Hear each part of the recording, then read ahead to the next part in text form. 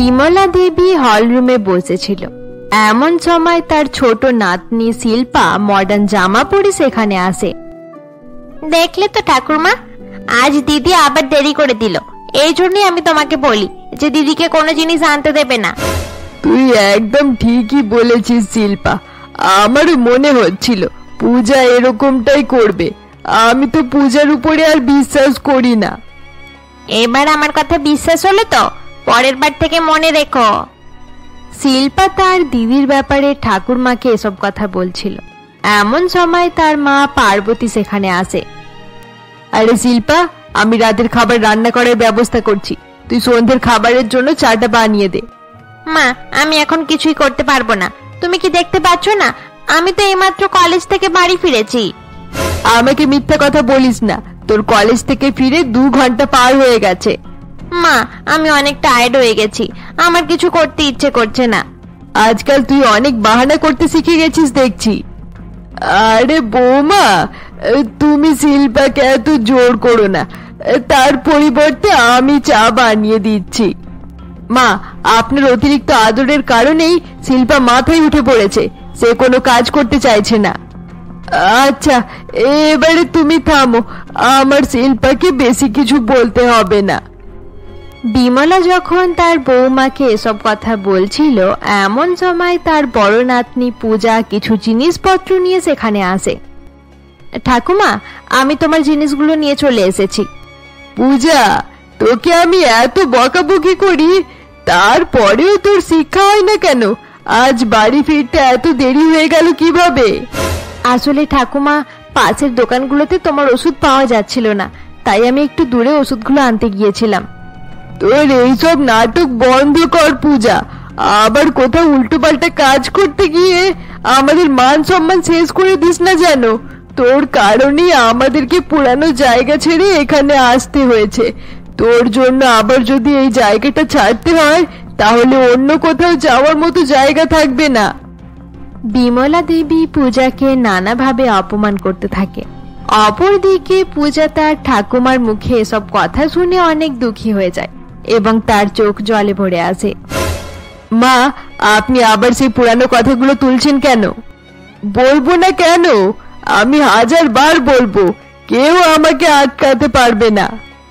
মা, বারবার পূজাকে সেই একটা কথার জন্য রাগারাগি করা ঠিক নয়। তুমি চুপ করো বৌমা, তোমার কারণেই এই মেয়েটা খারাপ হয়ে গেছে। আমাকে না বুঝিয়ে নিজের মেয়েটাকে বোঝানোর চেষ্টা করো। এবার যাও, গিয়ে নিজের কাজ করো। ঠাকুরমা, চলো আমরা দুজনে রুমে গিয়ে গল্প করি। তুমি দিদিকে যতই বুঝিয়ে দাও না কেন, কোনো কিছু লাভ হবে না। তুই একদম ঠিকই বলেছিস শিল্পা। এরপর বিমলা দেবী শিল্পার সঙ্গে তার রুমে চলে যায়। তাদের চলে যাওয়ার পর পূজা নিজের মাকে বলে, মা, আমি সত্যি কথা বলছি, ওষুধ না আনলে রাতে ঠাকুমার সমস্যা হবে, তাই আমি দূরের দোকান থেকে ওষুধ আনতে গিয়েছিলাম। আমি তোর উপরে বিশ্বাস করি পূজা, তোকে আলাদা করে প্রমাণ দিতে হবে না। যা, রুমে গিয়ে একটু রেস্ট করে নে, চা খাওয়ার সময় হলে তোকে ডেকে নেব। এরপর পূজা নিজের রুমে চলে যায়। এভাবেই দেখতে দেখতে কয়েকদিন কেটে যায়। একদিন সকালে পূজা যখন নিজের মায়ের সঙ্গে বাজার করতে গিয়েছিল, এমন সময় সে দেখে রাস্তায় একটি ব্যাগ পড়ে রয়েছে এবং একটি কার সেখান থেকে চলে যাচ্ছে। আরে দাঁড়ান দাঁড়ান! কি হলো পূজা, তুই কাকে ডাকাডাকি করছিস? মা, ওই দেখো, ওই গাড়িওয়ালাটা তার ব্যাগ ভুল করে ফেলে রেখে চলে যাচ্ছে। সেটা তো অন্য কারোর ব্যাগও হতে পারে। না মা, ওটা সেই গাড়িওয়ালারই ব্যাগ। একটু আগে এসে দাঁড়িয়েছিল, তারপরে ব্যাগ নিতে ভুলে গেছে। আচ্ছা ঠিক আছে, আমরা ব্যাগটাকে পুলিশ স্টেশনে জমা করে দেব। যার ব্যাগ সে খোঁজাখুঁজি করলে পেয়ে যাবে। তুমি ঠিকই বলেছো মা, আমি গিয়ে ব্যাগটা তুলে নিয়ে আসছি। পূজা এই বলে সেই ব্যাগটি তুলে নেয়।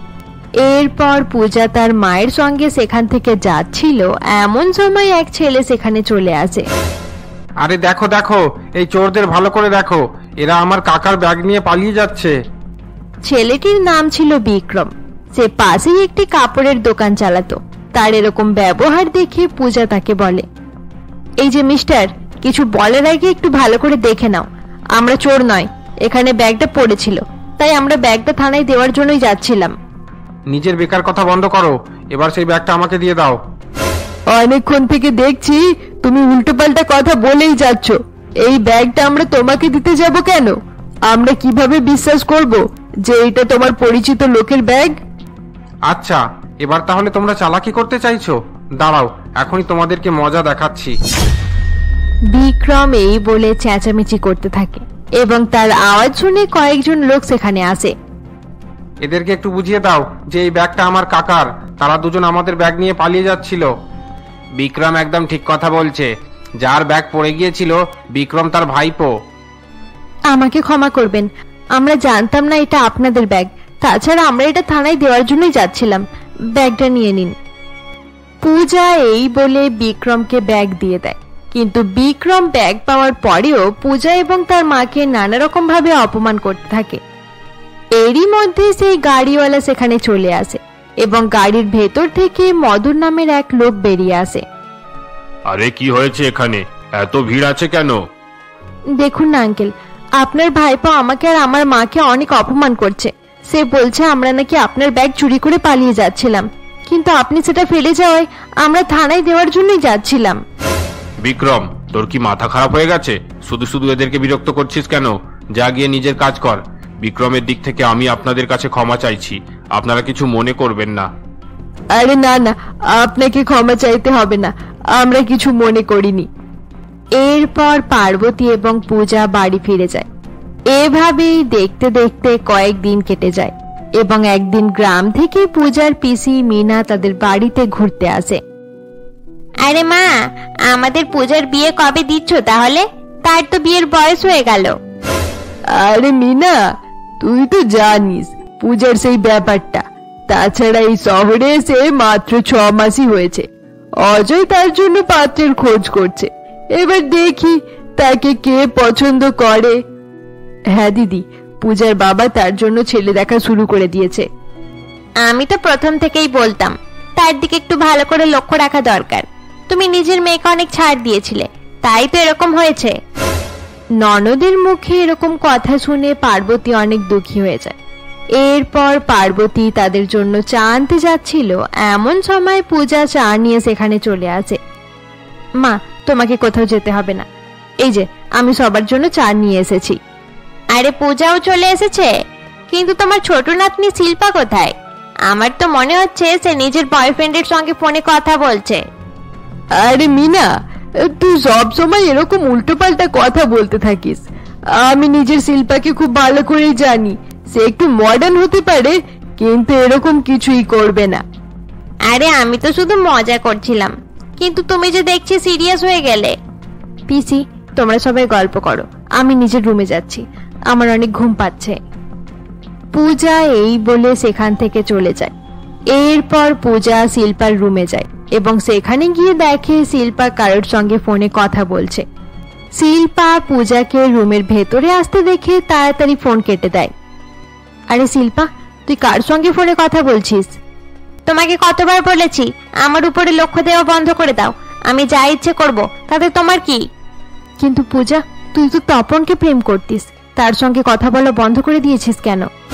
হ্যাঁ, আমি তপনকে ভালোবাসতাম, কিন্তু এখন আমি রোহিতকে ভালোবাসি। এবারে যাও এখান থেকে। কয়েকদিন আগে তপনের সঙ্গে আমার দেখা হয়েছিল, সে তোর কথা বলতে বলতে কান্নাকাটিও করছিল। সে কি এমন করেছে যার জন্য তুই তাকে ছেড়ে দিয়েছিস? তপনের কাছে বেশি টাকা নেই দিদি, রোহিত আমার উপর অনেক টাকা খরচ করে, তাই আমি তাকেই ভালোবাসি। আমি বিশ্বাস করতে পারছি না যে তুই এতটা পরিবর্তন হয়ে গেছিস। তুই টাকার জন্য তপনকে ধোঁকা দিয়ে দিলি। অনেক হয়েছে দিদি, এবারে আমার মাথা খারাপ করা বন্ধ করো, চুপচাপ এখান থেকে চলে যাও, না হলে আমি ঠাকুরমাকে ডেকে আবার অপমান করাবো। এরপর পূজা দুঃখী হয়ে নিজের রুমে চলে যায়। এভাবেই দেখতে দেখতে কয়েকদিন কেটে যায়। এরকমই একদিন শিল্পা যখন একটি নাইট ক্লাবে তার বান্ধবীদের সঙ্গে বসে ড্রিঙ্ক করছিল, এমন সময় পূজা সেখানে চলে আসে। এসব তুই কি করছিস শিল্পা? তুই কি পাগল হয়ে গেছিস? তুমি এখানে কি করতে এসেছো? আমি ভালো করেই জানি তুমি আমার বান্ধবীদের সামনে আমাকে অপমান করার জন্য এখানে এসেছো। তুই সবসময় আমাকে ভুল বুঝিস কেন? তুই নিজের পড়াশোনা ছেড়ে এরকম মেয়েদের সঙ্গে নেশা করবি, তাহলে তোর ভবিষ্যতের কি হবে? আমি তোমার কাছ থেকে কোনো রকম জ্ঞান নিতে চাই না, তুমি চুপচাপ এখান থেকে চলে যাও। আজ পর্যন্ত আমি তোর সব ভুলগুলো চাপা দিয়ে দিয়েছি, কিন্তু আমি তোকে এভাবে খারাপ পথে যেতে দেব না শিল্পা। পূজা শিল্পাকে বোঝানোর চেষ্টা করছিল।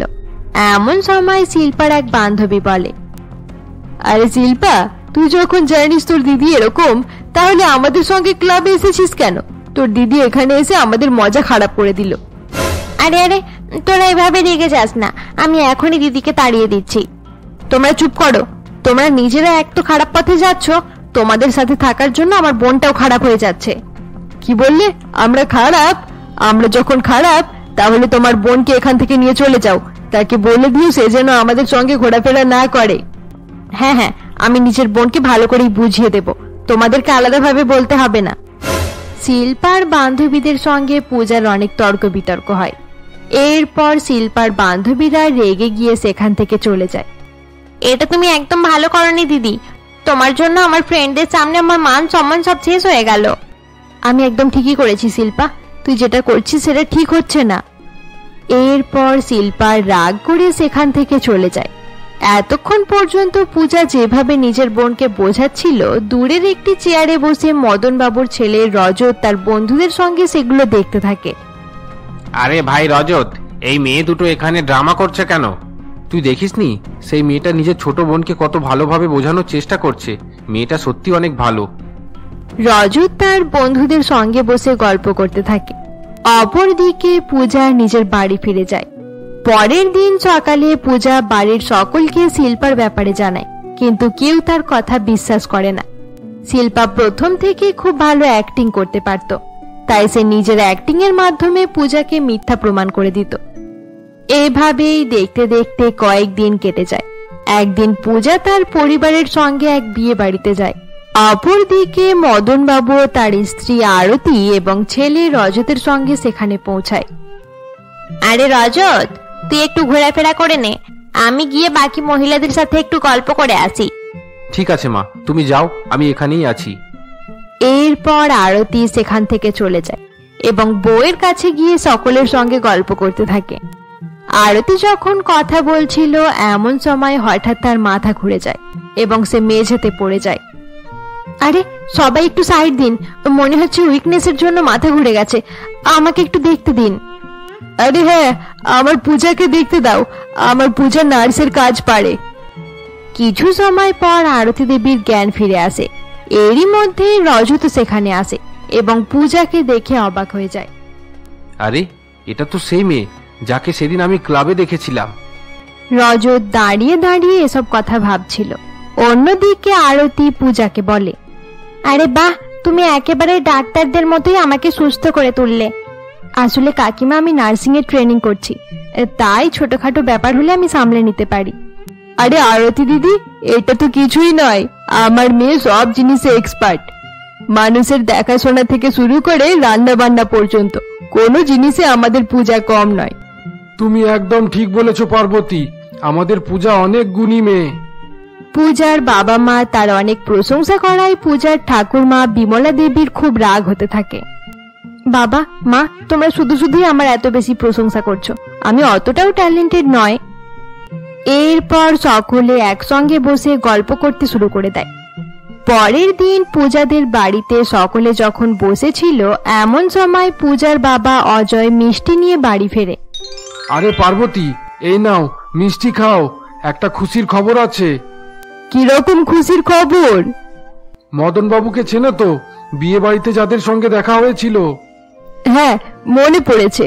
তা কি হয়েছে? তার ছেলের সঙ্গে আমি পূজার বিয়ে ঠিক করে এসেছি। তাদের ছেলেটা আমার অনেক পছন্দ হয়েছে, তাই সেদিন বিয়ে বাড়ির শেষ হবার পর আমি এই ব্যাপারে মদন বাবুর সঙ্গে কথা বলছিলাম। তারাও আমাদের মেয়েকে পছন্দ করে নিয়েছে।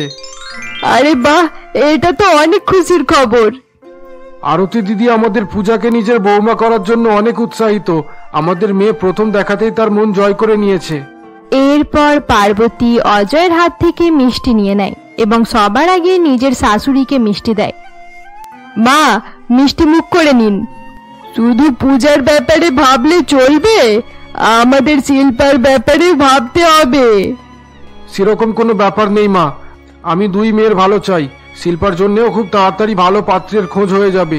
তাছাড়া পূজার বয়স অনেক বেড়ে যাচ্ছে, তার বিয়ে দিতে দেরি করলে পরে হয়তো অনেক সমস্যা দেখা দেবে। এটাও ঠিক কথা। এমনিতেও আমার শিল্পা অনেক সুন্দর, তার বিয়ে দিতে গিয়ে কোনো সমস্যা হবে না। তোরা পূজার বিয়েটাই দিয়ে দে। আমি চাই না সে সারা জীবন এই বাড়িতে পড়ে থাকুক। আজ আমি অনেক খুশি। এবার আমাদের পূজা বিয়ে করে নিজের শ্বশুর বাড়ি যাবে। পূজার বিয়ে ঠিক হয়ে যাওয়ায় তাদের বাড়িতে সকলে অনেক খুশি ছিল। অপরদিকে মদন বাবুদের বাড়িতে রজত জানতে পারে যে পূজার সঙ্গে তার বিয়ে ঠিক হয়ে গেছে। বাবা, তুমি আমাকে জিজ্ঞাসা না করে আমার বিয়ে ঠিক করে দিলে কেন? কোন মেয়ে, কেমন মেয়ে, আমি কিছুই জানি না। আরে রজত, আমি তোকে বারবার বলেছি সেটা অনেক ভালো মেয়ে, তোর অনেক পছন্দ হবে। মা, তুমি জানো না সেই মেয়েটার বোন নাইট ক্লাবে নেশা করে। আমি নিজের চোখে সেটা দেখেছি। তার বোন খারাপ হলে সেই মেয়ের দোষ কি? সেই মেয়েটা যেমন ভাবে আমার যত্ন করেছিল সেটা তুই ভালো করেই বুঝতে পেরে গেছিস যে সে অনেক ভালো মেয়ে। আরে হ্যাঁ রজত, পূজার বোন যেমন হোক তাতে আমাদের কি? পূজা ভালো হলেই আমাদের জন্য যথেষ্ট। কিন্তু তার সঙ্গে বিয়ে করলে আমার বন্ধুদের সামনে আমার অনেক অপমান হবে। তোকে বন্ধুদের নিয়ে এত চিন্তা করতে হবে না, তুই শুধু নিজের কথা চিন্তা কর। সেই মেয়েটার সঙ্গে তোর বিয়ে হলে তুই অনেক হাসি খুশি থাকবি। রজতের বাবা মা তাকে অনেক বোঝানোর চেষ্টা করে, কিন্তু রজত তাদের কোনো কথাই শোনে না এবং রাগ করে নিজের রুমে চলে যায়। রজত যখন রাগ করে নিজের রুমে বসেছিল এমন সময় তার মা আরতি তার কাছে আসে। বাবা রজত, এভাবে বাবার উপরে রাগ করিস না। ছোটবেলা থেকে তুই যা যা চেয়েছিস তোর বাবা সবকিছুই দিয়েছে, তোকে কোনো জিনিসের অভাব হতে দেয়নি। আজকে তুই নিজের বাবার একটা ইচ্ছে পূরণ করতে পারবি না? কিন্তু মা, আমি নিজের পছন্দের কোনো মেয়েকে বিয়ে করব ভেবেছিলাম। আর কিছু বলিস না রজত, তোর বাবা যেমনটা বলছে সেটাই কর। সেই মেয়েটা অনেক ভালো, তোর সব কথা শুনবে, তোর অনেক ভালোভাবে যত্নও করবে। আরতি আবার নিজের ছেলেকে বোঝাতে থাকে, কিন্তু রজত অতিরিক্ত জেদ করায় তার বাবা আবার সেখানে চলে আসে। ঠিক আছে, রজত যখন পূজাকে বিয়ে করবে না বলছে তাহলে তাকে বিয়ে করতে হবে না। তবে আমিও একটা কথা পরিষ্কার করে বলে দিচ্ছি, আজ থেকে আমি নিজের হার্টের ওষুধ খাওয়া বন্ধ করে দেব। আমার হার্ট অ্যাটাক হয়ে যাবে, হয়ে যাক। বাবা, তুমি এরকম করে বলো না। আচ্ছা ঠিক আছে, তোমরা যখন এটাই চাও তাহলে আমি বিয়েতে রাজি আছি। রজত বিয়ের জন্য রাজি হয়ে যাওয়ায় তার বাবা মা অনেক খুশি হয়ে যায়। এভাবেই দেখতে দেখতে তাদের বিয়ের দিন কাছাকাছি চলে আসে এবং দুই বাড়িতে খুব ভালোভাবেই বিয়ের আয়োজন শুরু হয়ে যায়। একইভাবে বিয়ের দিন চলে আসে এবং কয়েকজন মেয়ে পূজাকে সাজাতে থাকে। পূজাকে সাজানোর সময় এক মেয়ে বলে, শেষমেশ পূজার বউ সাজার স্বপ্ন পূরণ হয়ে গেল। এবার পূজা বিয়ে করে নিয়ে শ্বশুর বাড়ি চলে যাবে। আরে শিল্পা, এবার কিন্তু আঙ্কেল আন্টি তোর বিয়ে দিয়ে দেবে। তোরা চুপ কর, তোদেরকে এত ফালতু কথা বলতে হবে না। শিল্পা সকলকে এই বলে ফোনে কথা বলতে বলতে সেখান থেকে চলে যায়। কিছু সময় পর বিয়ের লগ্ন এসে যাওয়ায় পণ্ডিত মশাই বর এবং বউকে আনার জন্য আদেশ দেয়। দেরি হয়ে যাচ্ছে, তাড়াতাড়ি পাত্র পাত্রীকে এখানে ডাকুন।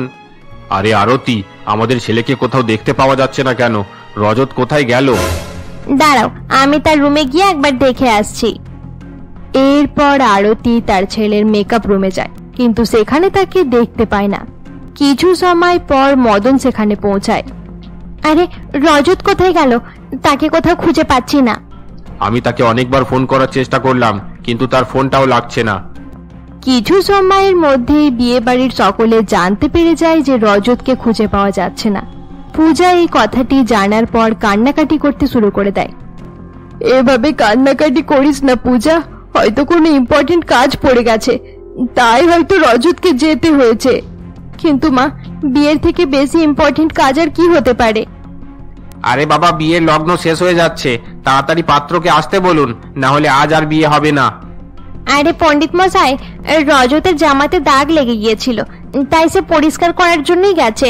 আপনি চিন্তা করবেন না, সে কিছুক্ষণের মধ্যেই চলে আসবে। আচ্ছা, তাই রজতকে খুঁজে পাওয়া যাচ্ছে না? সে যেখানেই থাকুক না কেন তাড়াতাড়ি এখানে আসতে বলুন, না হলে বিয়ের শুভ লগ্ন বেরিয়ে যাবে। পণ্ডিত মশাই এসব কথা বলছিল এমন সময় মদন বাবুর ভাইপো বিক্রম রজতকে বর সাজিয়ে নিয়ে আসে, কিন্তু রজতকে দেখে মনে হচ্ছিল সে এই বিয়েতে একদম খুশি নেই। আরে রজত, তোর আসতে এত দেরি হয়ে গেল কেন? পণ্ডিত মশাই অনেকক্ষণ থেকে তোর অপেক্ষা করছে, তাড়াতাড়ি মণ্ডপে বসে পড়। মায়ের কথায় রজত মণ্ডপে বসে পড়ে এবং কিছু সময়ের মধ্যেই তাদের বিয়ে হয়ে যায়। বিয়ের পর পূজা নিজের শ্বশুর বাড়ি চলে যায়। পরের দিন সকালে রজতের ঘুম ভাঙলে পূজা তার কাছে চা নিয়ে আসে। এই নাও রজত, তোমার জন্য গরম গরম চা। টেবিলে রেখে দাও আর এখান থেকে যাও। কি হলো, তুমি আমার সঙ্গে এরকম ব্যবহার করছো কেন? আমি কি কোনো রকম ভুল করে ফেলেছি? এমনিতেই আমার অফিসের জন্য লেট হয়ে যাচ্ছে, বেকার কথা বলে আমার সময় নষ্ট করো না। বন্ধুরা, আজকের জন্য এতটাই। গল্পটি তোমাদের ভালো লাগলে লাইক করে দিও এবং পরবর্তী পর্ব দেখতে আমাদের চ্যানেলকে সাবস্ক্রাইব করতে ভুলবে না।